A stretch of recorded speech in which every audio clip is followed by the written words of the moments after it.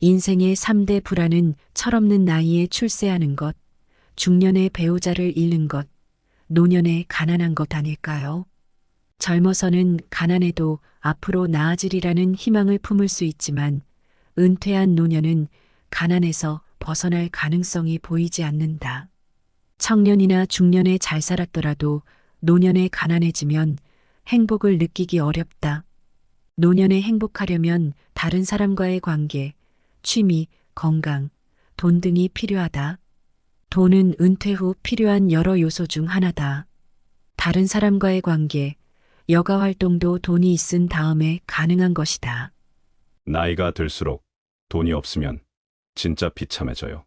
이 말은 국내 고액 연봉 선수였던 유명인이 한 방송에서 한 말이다. 그는 자기 관리가 철저한 사람으로 유명하다. 게다가 수백억 자산가로 알려졌지만 명품이나 비싼 자동차 없이 검소하게 사는 것으로 알려졌다. 돈이 많아 가장 행복한 이유는 남에게 아쉬운 소리 하지 않기 때문이라고 한다. 아쉬운 소리를 하지 않으며 사는 것만으로도 너무 다행이고 감사한 일이라고 말한다. 밥 먹고 사는데 돈이 필요한 것은 젊어서나 늙어서나 마찬가지다. 그런데도 젊어선 돈이 없어도 되지만 늙어선 돈이 없으면 안 된다고 생각하는 것은 돈이 단순한 생계의 문제를 넘어서기 때문이다. 20년 넘게 교편을 잡다 퇴직한 부부가 있다. 부부 모두 20년 넘는 교직 생활로 사학연금을 받을 수 있는 자격을 갖췄지만 5년 전 퇴직할 때 남편 퇴직금은 일시불로 받았었다. 당시 큰아이가 결혼을 앞둔 데다 작은아이도 대학원에 다녀 목돈이 절실한 형편이었다. 부부는 의논 끝에 남편 퇴직금은 자녀 결혼 비용과 교육비로 쓰고 아내 퇴직금은 연금으로 받아 은퇴 후 생활비로 쓰기로 했다. 그런데 지금에 와서 그 결정을 남편이 후회하는 것이다. 매달 아내에게 용돈을 받았으며 눈치를 봐야 하는 게 불편해서다. 40대 때 공무원 생활을 접고 사업에 나섰다가 실패한 남자가 있다. 60대 중반의 김 씨는 15년간 공무원 생활을 했지만 연금은 받지 못한다. 20년 이상 공무원 생활을 해야 연금이 나오는데 20년을 마치지 못했기 때문이다. 김 씨는 공무원 생활을 오래 하면 노후가 보장되는 건 알았지만 공무원 월급만으로는 생활비에 아이들 사교육비까지 감당하기 버거웠다고 한다. 그래서 사업을 시작했는데 사업은 계속 이어졌다. 그런데 사업에 실패한 뒤 생활비와 자녀 학비를 대느라 슈퍼마켓, 우유 대리점 등 안 해본 일이 없다. 그는 요새 옛 동료들이 연금 받아 생활한다는 얘기를 들을 때가 가장 부럽다고 털어놓는다. 더욱이 그때 자식 때문에 공무원 생활을 포기했는데 이제 와서 자식들이 돈이 없다고 무시하니 우라가 치민다고 한다.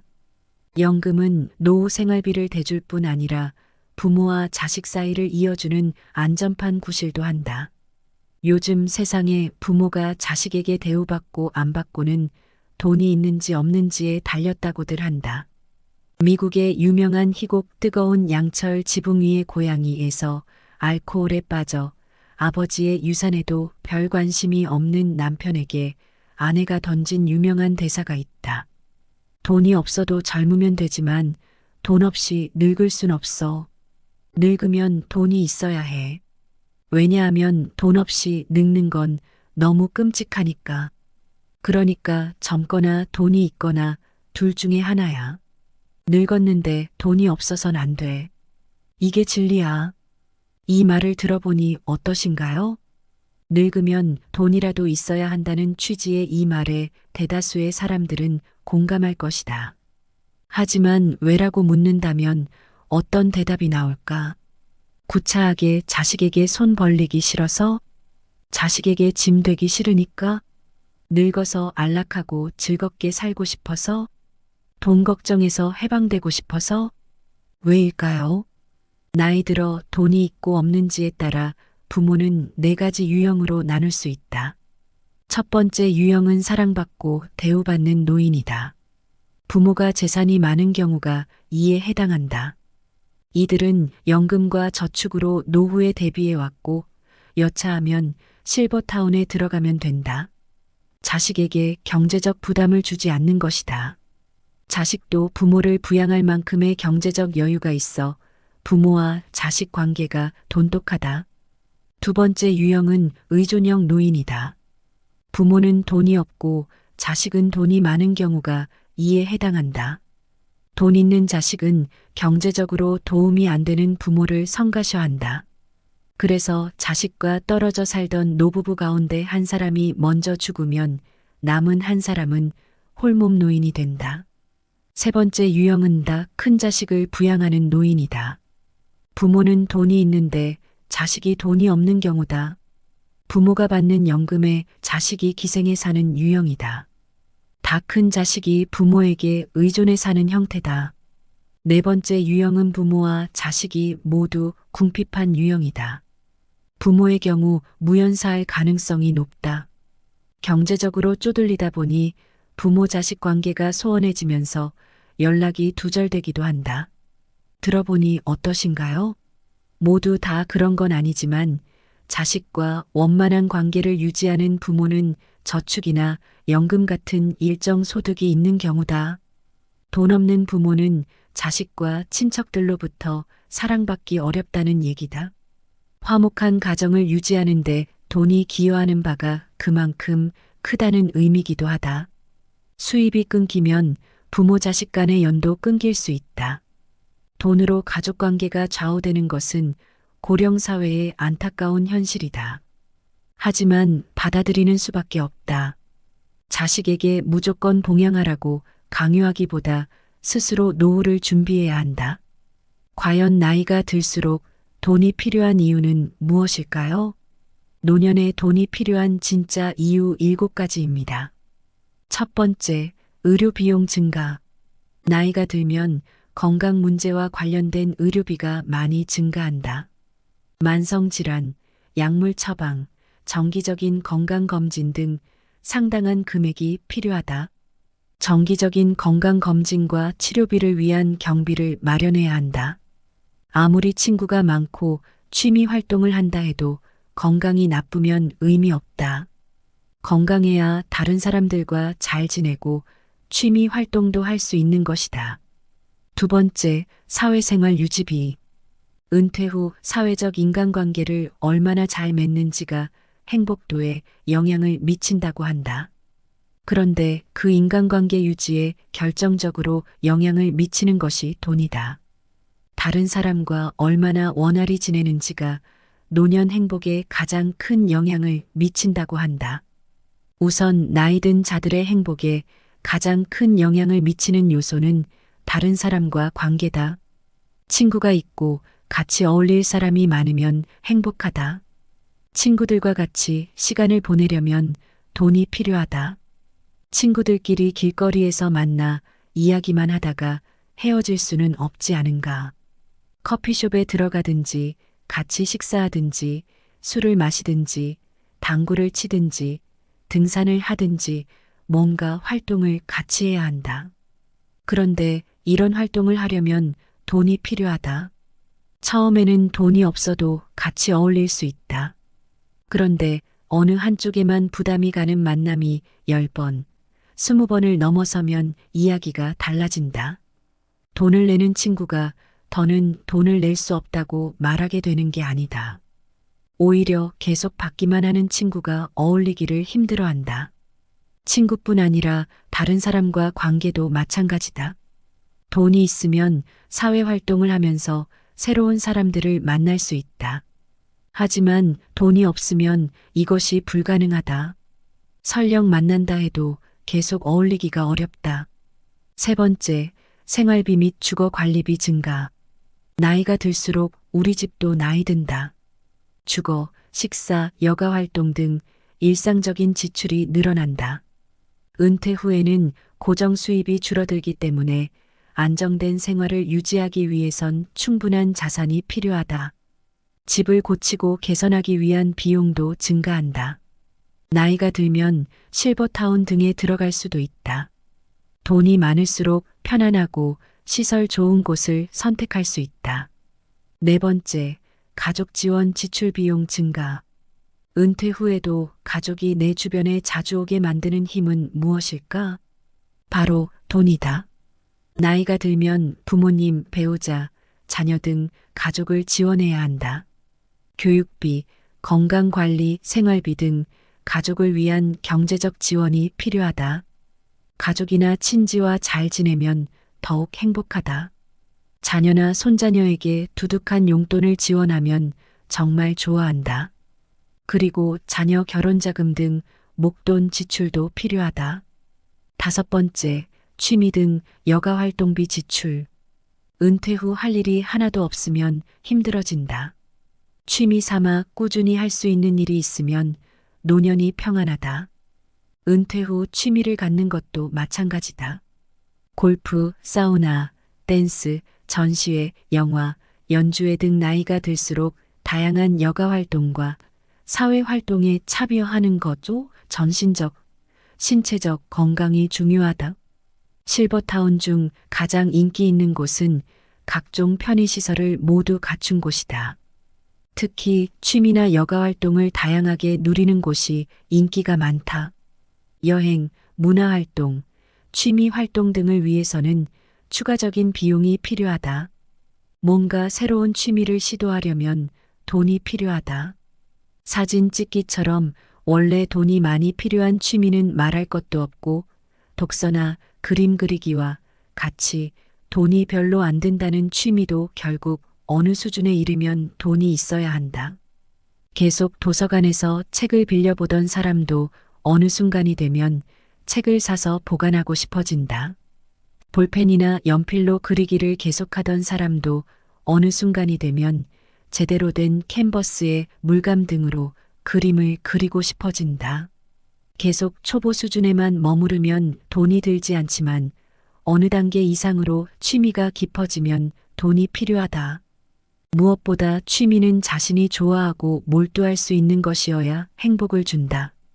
취미를 자신이 좋아하는지 여부가 아니라 돈이 드나 안 드나로 선택한다면 그 취미가 행복을 가져다 주기 힘들다. 돈이 있어야 정말로 하고 싶은 취미, 행복을 안겨주는 취미에 뛰어들 수 있다. 여섯 번째, 금융계획 및 인플레이션 비용 증가. 나이가 들면 금융적으로 더 복잡한 문제에 직면한다. 의료 비상, 자연재해, 금융위기 등에 대비하여 금전적으로 안전한 준비를 해야 한다. 재무계획, 투자, 세금 등을 고려하여 금융적 안정을 유지해야 한다. 투자가 필요한 첫 번째 이유가 바로 인플레이션 때문이다. 예금, 적금은 시간이 지남에 따라 물가가 상승하는 만큼 화폐 가치가 하락한다. 재테크를 통해 돈을 불릴 수 있는 기회를 찾고 투자를 통해 더 많은 수익을 얻는 것도 좋다. 일곱 번째, 마음의 안정이다. 근로소득 대신 자본소득이 큰 힘을 발휘하는 때가 노후다. 앞으로 살 날은 많이 남았는데 통장 계좌는 바닥으로 향할 때 그 불안함은 이루 말할 수 없다. 노후에 안정된 자산은 마음에 안정을 주는 필수 요소다. 여러분, 60대 이상이 되면 은퇴를 맞고 소득이 줄어들거나 없어지는 시기이다 보니 이들이 느끼는 돈의 가치는 초등학생이나 중학생들과 비슷해지는 것 같습니다. 경제활동이 왕성할 때 10만 원의 가치에 대한 생각과 60대 이상이 된 이후에 10만 원의 가치에 대한 생각은 상당한 괴리가 있습니다. 10만 원에 대한 느낌이 완전히 다를 수 있는 것이죠. 70세 이상 어르신에게 10만 원은 40대에게 50만 원, 100만 원과 같은 가치가 있습니다. 늙었는데 돈까지 없으면 아무도 매력을 느끼기가 어렵지요. 생계비 마련에 급급한 노후 대비가 아니라 매력을 유지해 주위에 사람들을 가까이 둘 수 있는 노후 대비가 더 중요할 수 있습니다. 큰 금액이 아니더라도 지금 당장 조금씩 미래를 준비하는 것이 현명할 수 있습니다. 소액이라도 조금씩 준비해 놓으면 나중에 큰 힘이 됩니다. 젊은 사람의 시각으로 20만 원이 어르신들의 생활에 큰 도움이 되지 않을 것이라고 생각할 수 있지만 어르신들은 그 돈을 아주 값지게 사용하고 있거든요. 나이에 따라 돈의 가치는 분명히 다릅니다. 나이가 들면 월 수입을 만드는 것이 결코 쉬운 일이 아닙니다. 나이가 젊다면 대리운전도 하고 편의점에서 파트타임으로 일을 할 수 있겠지만 60세가 넘어가는 나이가 되었을 때 과연 시급을 받아가면서 일하는 것이 가능이나 할까라는 생각도 하게 됩니다. 지금은 시급을 많이 준다면 패기와 체력으로 일을 할 수 있겠지만 60세가 넘어가면 과연 체력으로 버텨가면서 일을 할 수 있을까라는 걱정이 앞서기도 합니다. 결국 나이가 들고 은퇴를 할 때에는 돈이 돈을 벌어다 주는 수입 구조를 만들 수밖에는 없습니다. 몸을 써서 돈을 벌 수가 없으니 돈이 돈을 벌어다 주는 생활을 해야 합니다. 은퇴 후에는 사회적 지위보다 돈이 중요하다. 은퇴하고 처음 얼마 동안은 사회적 지위가 계속 영향을 미칠 수 있다. 밖에 나가면 사람들이 계속 이사님, 교수님, 검사님이라고 부른다. 하지만 돈을 안 내는 전무님, 검사님은 필요 없다. 돈 내는 교수님은 환영하지만 돈 안 내는 교수님은 부담스러울 뿐이다. 은퇴자 세계에서는 지위가 별 가치가 없다. 지금 돈이 없으면서 옛날에 어땠다는 것은 아무런 의미가 없다. 은퇴자에게는 지금 얼마나 돈을 부담할 수 있느냐가 중요하다. 일반적인 노후 자금은 5가지 정도입니다. 첫 번째, 저축성 보험 상품입니다. 두 번째, 투자성 연금 상품입니다. 세 번째, 국민연금입니다. 네 번째, 주택연금입니다. 다섯 번째, 목돈입니다. 연금이 부족하다면 가지고 있는 목돈에서 조금씩 꺼내 써도 됩니다. 여기서 말하는 목돈이란 추가로 가지고 있는 주택이 될 수도 있고 아니면 투자 중인 현금이 될 수도 있고 또는 안전하게 은행에 넣어둔 예금이 될 수도 있습니다. 어찌되었든 매달 받을 수 있는 월급 형식의 연금이 부족하다면 또는 연금으로 생활을 하면서 여행 등 가끔씩 목돈이 필요하다면 임의대로 꺼내 쓸 수 있는 목돈도 노후 자금 중 하나일 것입니다. 일반적인 상식이라면 늙고 힘없으면 자식에게 의탁하고 남은 인생을 마감하는 것이 당연하다. 그런데 그 당연한 것이 이제 점점 눈치 보이고 낯설게만 느껴지는 사회가 되어가고 있다. 그리고 점차적으로 사회가 노령화가 되면서 나이 먹었다고 해서 자식들에게 손 벌리고 살 수도 없는 노릇이다. 자식들이나 나이 든 부모나 먹고 살기 위해서 일을 해야 하는 시대가 왔다. 바야흐로 고령화 사회인 것이다. 나이가 들면 과연 무슨 돈으로 어떻게 살아야 할까? 항상 던지는 질문이지만 어떤 때에는 덤덤하게 준비를 잘하고 있다고 답을 하지만 또 어떤 때에는 심장이 쿵쾅거리게 할 정도로 불안한 마음에 답을 못한다. 늙음을 상쇄시키고도 남을 만큼 큰 돈을 벌 자신이 없다면 돈 이외의 매력 요인을 개발해야 한다. 지혜나 인정, 유머, 겸손 같은 인간적 매력으로 함께 있고 싶은 사람이 되는 것이다. 은퇴 전 최대한 돈을 모아라. 취미, 인간관계도 물론 중요하지만 그런 것들도 돈이 있은 다음 이야기다. 학생 때는 점수에 따라, 직장인은 직급과 지위에 따라 레벨이 달라진다. 은퇴 후에는 돈이 얼마나 있느냐에 따라 레벨이 달라진다. 만나는 사람, 활동, 취미 등이 모두 돈이 얼마큼 있느냐에 따라 달라지는 것이다. 학생 때 성적은 직장 생활을 하는데 아무런 의미가 없다. 마찬가지로 직장에서 어땠느냐는 은퇴 후 별 의미가 없다. 은퇴 후 인생은 리셋된다.